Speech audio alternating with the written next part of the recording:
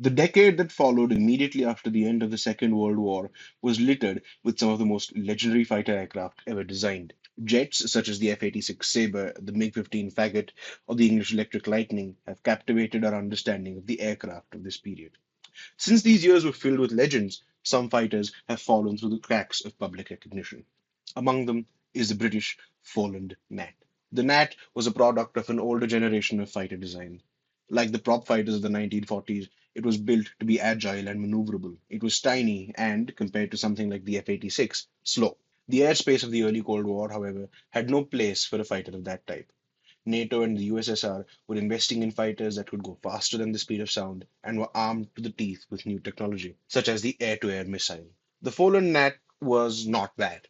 Originally intended for the RAF, who only introduced the type as a trainer, it saw some considerable export success.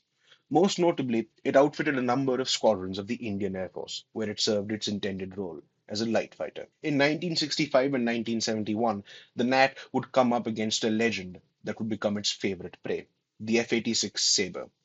Pakistani Sabres were, on paper, superior in every way to the lightweight, slow, and outdated Gnat. However, the IAF's Gnat pilots relied on their strengths, which were often the Sabre's greatest weaknesses.